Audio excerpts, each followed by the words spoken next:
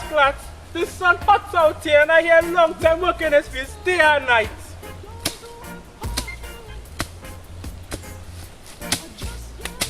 Hey, mister!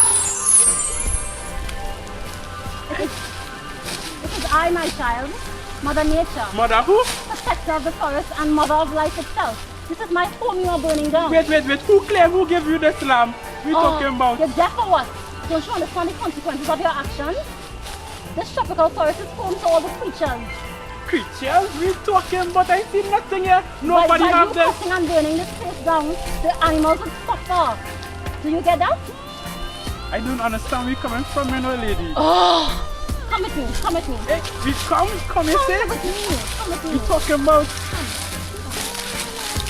I would explain it to you.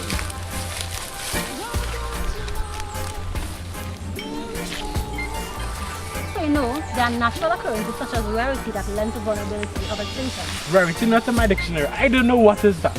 Well, rarity is when species have limited population sizes or are confined to specific areas. Imagine if a disturbance was to occur in these areas, these endemic species would wipe out. Wait. You're talking plenty and you're talking fast. What type of species you talking about? Well, in your country, there's the Justica flaviflora, the terrestrial orchid, the golden tree frog, and the Trinidad poway. Wait, it's crap what you call it? Since when them endemic? Well, the golden tree frog is endemic since it needs high altitudes, high humidity, and cool temperatures. Therefore, it is only found in the northern range in Trinidad today. Alright, we can do that anywhere else have endemic species? Well, in Europe, there's a curly fruit. It is restricted to damp areas, so it is found in the Atlantic Ocean. Alright, it's interesting. No, I went to Europe once to know. Yeah, really? That's good. Very cool. So let me tell you something. If you think all this is serious, wait till I tell you about the evil quartets. Oh, boss! How we reach here? And wait, my belly! Oh my gosh, calm down. Just calm down. But I don't understand why we here for. Do you remember the evil quartet that I told you about? I remember. Well, this is one of the major components of this quartet. This is habitat loss and destruction. But where's that? Well, this is a negative change in species habitat over time. Oh, I already seen it, but I don't understand though. You know what? So I'm going to get somebody who can explain this better for you. Hold on. But wait, who's this? This is my good friend Chester. Chester? He's a conservation biologist extraordinaire, and I'm sure you can see why they call him Chester. But I have something to you know. He's going to explain habitat loss and destruction to you. Alright, Chester. Go ahead, Chester. Hi there. So, habitat destruction can be broken down into two components: environmental alteration and environmental defragmentation. When environment has been altered, organisms which are in danger, which have failed to adapt, are in danger of going extinct, especially endemic species.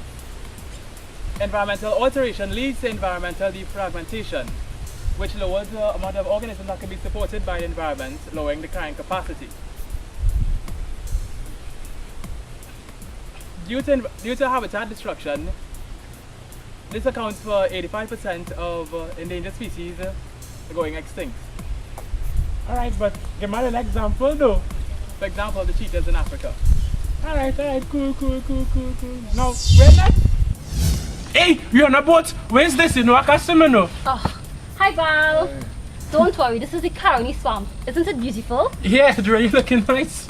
But sadly, it's affected by the evil quartet also. The evil quartet, and which one is that now? Overharvesting and exploitation. Oh, good. So, give me a little insight. Well, you know I was going to do it anyway. Overharvesting and exploitation is use and misuse of the natural ecosystem. Listen, I have the perfect example to show you. Let me just get you there. Come there we go. Come there we go. Come there we go. I need to go. Come there we go. I need to go somewhere. Somebody take me there. I need to go from here. Yeah. Oh Lord. See when things in my life start going wrong, just mix me something strong, and I'll take a sip. Yeah. And I'll forget about it. Yeah. Forget about it. Yes. And when I don't gonna have enough bad day, obstacles get. Just stop. What are you doing here? about pollution and toxification.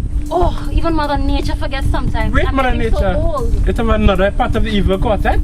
Yes, pollution and toxification refers to the introduction of harmful substances into the environment, particularly by humans. As the human population continues to expand, pollution and toxification becomes more common. A recent example of this is the oil spill in La Brea 2013 in Trinidad, which resulted in negative impacts on the locals, such as the smothering and death of local fish, as well as impacts on the locals, such as headaches and irritation of nostrils and eyes. You know what? I know someone who can explain it even better. And My who's friend that? Val here can explain pollution in the Caroni Swamp. Pollution in Caroni Swamp is a very minimal thing on the dry season. Where we get a lot of pollution is when the rain fall and a lot of debris from the rainfall water will bring it down into the Caroni Swamp is where we have a lot of more pollution. So, it's time for me to explain to you the last component of the evil quartet. This is the introduction of new species. Introduction of new species. Since when that's a bad thing? Well, they disrupt the ecosystem by competing with the native species. Two local examples of this are the lantana, which was introduced to Trinidad as an ornamental flower, and the lionfish, which migrated to the Caribbean on their own due to a lack of any known predators in the area. So I already starting to understand this, but let's have one question. Why they call it the evil quartet? Well, you see, a biologist named Jared Diamond coined the phrase the evil quartet to describe the four main human causes of species extinction. So wait, let me get this straight. The four components of the evil quartet are introduction to invasive species, over-harvesting and exploitation, habitat destruction, and pollution and toxicity. Alright, interesting. You know what? I have a surprise for you. So far, I've shown you all the four components of the evil quartet. But now, I have something else more important to discuss with you. It's time to discuss the possible solutions to these problems. No need Mother Nature, and we have a special way of showing me this. Of course, I brought in two professionals to accomplish this goal. Hi, I'm Danica Sampson. I'm a conservation biologist for the past 2 years, and I'm assuming that Mother Nature did inform you that extinction is a naturally occurring process which has a lot of underlying processes that give rise to it. One being the increase in population size. So for solutions, one current solution that we do have right now to reduce forest fires is the Agricultural Fires Act, which was established in 1965. And basically what it does is that it prohibits people from burning fires from the months December 1st to June 30th. If someone is to be caught burning a fire during this period, they would be fined $1,500 or they would have to be imprisoned for 6 months. Another solution for this is to reduce the pollution and toxification levels by implementing threshold levels within companies, industries, and businesses so that the amount of pollution being emitted is limited. To further elaborate on this, we have Dr. Atwell, who has been a conservation biologist for the past 10 years, and I'm sure that he would be able to better explain this to you. One example of this is the Pollution Control Act. This has been known to reduce liquid pollution by 2% globally, and one example of this is in the country France. However, one example of a conservation biology practice globally is ex situ conservation, which is the extraction of a species from its degraded habitat into a habitat that is more efficient to increase the population size and genetic diversity. One example of this is like, for example, the zoos and then the UK. Yeah. So there are like a high amount of species from the mammals, birds, amphibians in the zoo, and this has increased their status in the wild as well as in the zoo. Hence, the heterozygosity of these populations have increased over the years.